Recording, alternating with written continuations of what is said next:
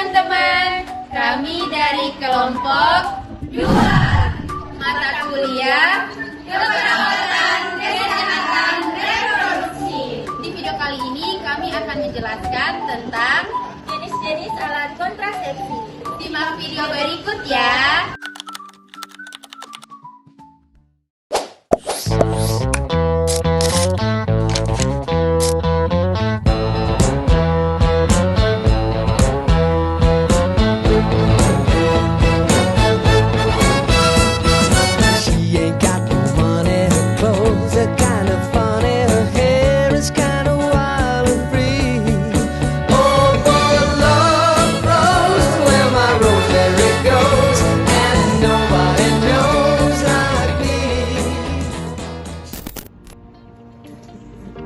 Bagaimana sih mekanisme kerja alat kontrasepsi hormonal dan non-hormonal dalam mencegah terjadinya kehamilan?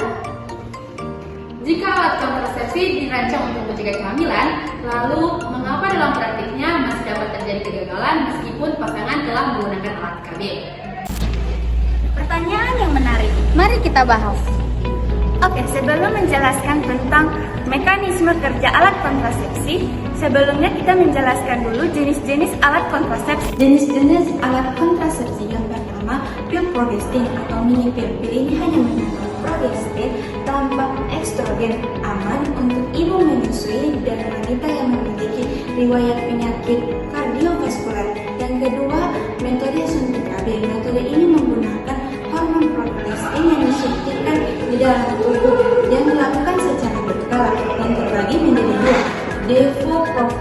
Depo-provera yang disuntikkan secara 12 minggu atau 3 bulan dan Noristera yang disuntikkan setiap 2 minggu atau 2 bulan. Yang ketiga ada implan KB. Implan KB bekerja dengan menghambat ovulasi dan mengentalkan lendir serviks. Pemasangannya harus dilakukan oleh tenaga medis dan efektif selama 3-5 tahun. Dan yang keempat ada cincin vagina. Cincin vagina menawarkan fleksibilitas, digunakan selama 3 minggu dan dilepas selama 1 minggu sebelum kembali digunakan sesuai jadwal. Dan yang terakhir adalah Pil kombinasi. Pil kombinasi adalah alat kontrasepsi yang mengandung 2 hormon, yaitu estrogen dan progestin. pil ini bukan hanya mencegah kehamilan, tetapi berdampak positif bagi kesehatannya, yaitu sirkulasi menstruasi jadi teratur, nyeri haid mengurangi nyeri haid, dan menurunkan resiko kanker ovarium dan endometrium. Alat kontrasepsi dalam rahim atau IUD. Alat ini berbentuk D yang dipasang di rahim dan jenisnya tembaga membunuh sperma secara kimiawi dan inert atau penghalang fisik. Keunggulannya efektivitas 99% dan jangka panjang 5-10 tahun. Efek samping potensi kram, perut, dan pendarahan haid meningkat. 2. Metode penghalang barrier mencegah sperma bertemu sel telur dengan menutup akses masuk ke rahim. Aturan contohnya yaitu kondom yang digunakan untuk pria dan wanita, diafragma, penutup serviks, dan spermasida, bahan kimia membunuh sperma. Yang ketiga, metode alami, yaitu mengandalkan pemantauan sirkulasi menstruasi dan menghindari hubungan seksual selama masa subur. Jenis-jenis ini meliputi yang pertama, metode kalender, yaitu menghitung hari subur berdasarkan panjang siklus menstruasinya. Indikasinya yaitu wanita yang siklus menstruasinya teratur 21-35 hari. Yang kedua, metode suhu basal, yaitu mengukur perubahan suhu tubuh. Indikasinya yaitu wanita yang mampu mengukur perubahan suhu tubuh setiap pagi sebelum beraktivitas. Yang ketiga, metode mikroserviks, yaitu mengamati perubahan lendir serviks dan mengenali masa subur. Indikasinya mampu mengamati perubahan lendir serviks. Yang keempat, hiatus interruptus atau senggama terputus, menarik penis sebelum ejakulasi untuk mencegah sperma masuk ke dalam vagina. Indikasinya yaitu pasangan yang belum memiliki alat kontrasepsi lain.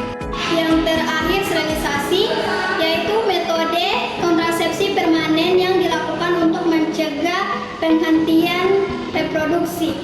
Sterilisasi dibagi menjadi dua. Yang pertama, sterilisasi wanita lobektomi, yaitu pemotongan atau pemantauan pumpa falopi untuk mencegah bertemunya sel sperma dan sel telur. Indikasinya yaitu faktor beresiko yang terjadi pada kehamilan seperti jantung, hipertensi berat, dan DM berat. Vasektomi yaitu pemotongan atau pemantauan vas deferens agar sperma tidak dikeluarkan saat ejakulasi.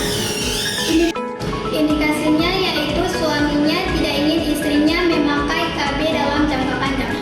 Mekanisme kerja kado hormonal terbagi atas 3. Yang pertama, menghambat ovulasi. Hormon dalam kontrasepsi menekan produksi hormon LH dan FSH sehingga sel telur tidak dilepaskan dari ovarium. Yang kedua, mengentalkan lendir serviks.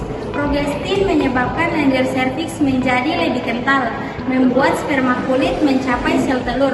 Yang ketiga, menipiskan endometrium. Endometrium yang tipis mengurangi kemungkinan implantasi sel telur yang telah dibuahi. Efek samping umum kontrasepsi hormonal terbagi atas 5.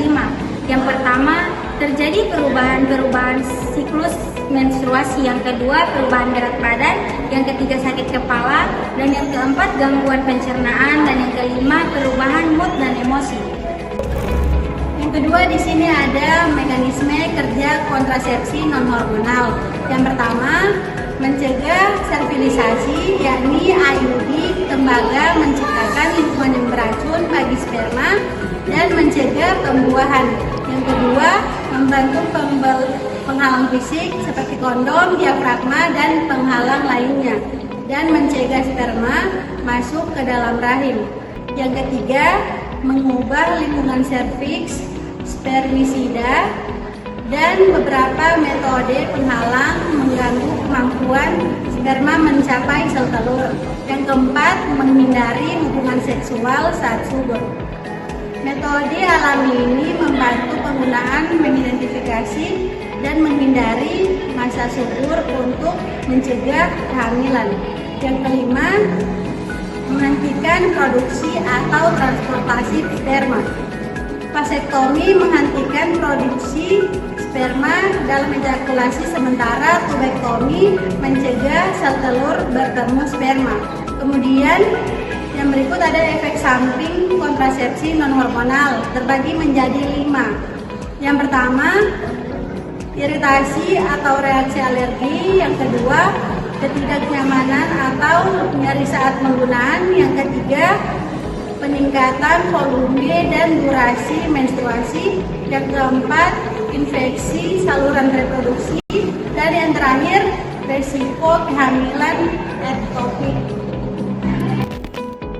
Nah, selanjutnya kita akan menjawab pertanyaan yang kedua. Kenapa sih bisa terjadi kehamilan padahal pasangan sudah menggunakan alat kontrasepsi? Saya akan jelaskan pada kontrasepsi hormonal. Yang pertama ada kontrasepsi pil KB. Pil KB-nya akan mengalami kegagalan bila kamu tidak mengonsumsinya secara teratur. Tapi kelebihan dari pil ini mudah didapatkan, bisa dihentikan sendiri, tidak mengganggu hubungan seksual, dan kesuburan cepat kembali. Tapi kekurangan dari pil ini, kamu harus mengonsumsinya tiap hari dan akan menurunkan produksi ASI. Dan yang kedua ada kontrasepsi suntik KB. Kontrasepsi ini akan mengalami kegagalan apabila kamu tidak menyuntikkan kembali atau kamu lupa jadwal penyuntikan kembali. Tapi kelebihan dari kontrasepsi ini cukup bertahan 2-3 bulan, aman untuk ibu menyusui dan tidak mengganggu hubungan seksual. Tapi kekurangan dari kontrasepsi ini, kamu harus pergi ke fasilitas kesehatan dan kontrasepsi ini tidak bisa dihentikan secara langsung. Implan atau susu. Penyebab kegagalan implan adalah alat bergeser, salah pemasangan, meski jarang, kurang lebih 1%. Kelebihan dari implan adalah sangat efektif 3-5 tahun.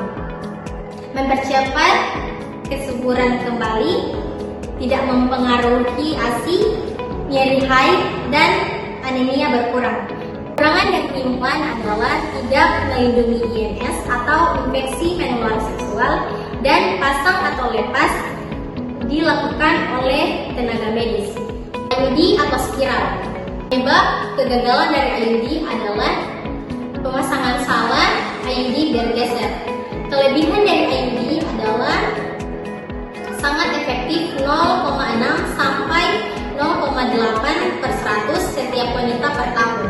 Jangka panjang, tidak perlu diingat tiap hari, tidak mengganggu hubungan seksual. Kekurangan dari IUD adalah haid lebih banyak dan nyeri, spotting atau perdarahan ringan, nyeri setelah. Kekurangan dari IUD adalah haid bisa lebih banyak dan nyeri, spotting atau perdarahan ringan, nyeri setelah pemasangan, tidak melindungi IMS atau infeksi menular seksual, dan dicek posisi benangnya. Selanjutnya kontrasepsi non hormonal. Yang pertama adalah steroid. Walaupun sedikit kemungkinan terjadi kehamilan pada orang yang sudah melakukan vaksinasi, tetapi bisa terjadi karena beberapa hal. Yang pertama, karena sudah terjadi kehamilan sebelum melakukan operasi. Yang kedua, terjadi rekanalisasi atau tulang Fallopi kembali menyambung. Kemudian yang terakhir adalah terjadi kehamilan ektopik atau kehamilan di luar rahim. Kelebihannya yaitu tubektomi ini tidak mempengaruhi proses menyusui, kemudian tidak ada perubahan fungsi seksual, dan terakhir tidak mempunyai efek samping dalam jangka panjang. Kemudian kekurangannya yaitu usus bola tidak dapat dipulihkan kembali kecuali dilakukan operasi rekanalisasi. Kemudian yang kedua adalah vasektomi. Vasektomi ini sama seperti tubektomi, yaitu sedikit kemungkinan terjadi kehamilan, tetapi bisa terjadi karena beberapa hal. Yang pertama, rekanalisasi, yaitu vas deferens kembali menyambung atau tersambung kembali, kemudian tidak melakukan atau tidak menambahkan kontrasepsi tambahan. Kemudian bisa jadi terjadi karena kegagalan atau kesalahan dalam proses operasi. Kemudian kelebihannya yaitu efek sampingnya lebih sedikit dibanding metode-metode yang digunakan oleh wanita. Kemudian kekurangannya yaitu tidak langsung efektif. WHO menyarankan untuk memberikan kontrasepsi tambahan selama 3 bulan atau 20 kali ejakulasinya adalah spermisida. Beda dari tubektomi dan vasektomi, spermisida ini lebih tinggi akan kegagalannya, yaitu tetap terjadi kehamilan. Hal-hal ini terjadi karena yang pertama kesalahan dalam penggunaan, seperti pemberiannya kurang dalam, kemudian dosisnya tidak sesuai dosis, dan yang terakhir itu karena tidak menunggu waktu kerjanya, kemudian tidak menggunakan saat berhubungan. Kemudian kelebihannya yaitu yang pertama adalah mudah digunakan, kemudian tidak mengandung hormon sehingga tidak mempengaruhi siklus haid. Kemudian untuk kekurangannya yaitu efektivitasnya relatif rendah, ya, sehingga kemungkinan terjadi kehamilan itu cukup tinggi. Selanjutnya, kondom baik pria maupun wanita. Jadi ini akan efektif jika dipakai dengan tepat dan konsisten. Terjadi kegagalan bila terjadi kebocoran maupun rusak. Nah, kelebihannya harganya terjangkau, mudah didapati dan digunakan, kemudian melindungi dari PMS atau penyakit menular seksual. Serta kekurangannya yaitu tidak dapat dipakai berulang kali, tidak dapat dipakai secara bersamaan. Selanjutnya, diafragma. Nah, akan terjadi kegagalan bila terjadi pergeseran posisi sehingga keefektifannya menurun. Kelebihan dari diafragma ini yaitu tidak memiliki efek samping hormonal dan juga pemakaiannya dapat dikendalikan oleh wanita. Sedangkan kekurangannya yaitu harus melakukan pemeriksaan pada tenaga kesehatan untuk mengetahui ukuran yang tepat.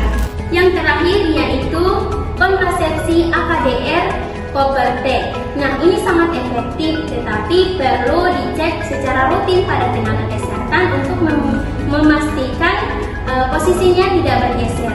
Kelebihannya yaitu tidak mengandung hormon sehingga cocok untuk wanita yang tidak bisa memakai hormonal. Nah, untuk kekurangannya sendiri itu menstruasi yang berlangsung cukup panjang dan juga banyak, kemudian akan merasakan kram ataupun nyeri di bagian perut bawah. Segama terputus yaitu metode tradisional. Pria keluarkan alat kelamin dari vagina sebelum ejakulasi. Terus ada mekanisme mencegah sperma masuk ke vagina. Berikut efektivitas 4 dari 100 ibu hamil dalam setahun bila dilakukan dengan benar. Keuntungannya efektif bila benar, tidak mengganggu ASI, bisa mendukung metode lain. Keterbatasannya bergantung pada kesediaan pasangan, efektivitas turun bila sperma masih aktif dalam 24 jam. Metode amenorreal laktasia atau MAL yaitu metode alami sementara bergantung pemberian ASI eksklusif dengan syarat ibu belum haid, bayi disusui eksklusif, bayi berusia 6 bulan. Mekanismenya hormon prolaktin dan oksitosin menekan ovulasi. Efektivitas 98%, efektif dalam 6 bulan pasca persalinan bila ASI satu-satunya nutrisi. Keuntungannya mendorong menyusui yang baik, efek tinggi, segera bekerja. Terus keterbatasannya perlu persiapan sejak hamil, mungkin sulit karena kondisi sosial. Yang berikut ada pantang berkala. Pantang berkala tidak melakukan hubungan sosial pada masa subur dengan cara sistem kalender, lendir cervix, dan pengukuran suhu basal.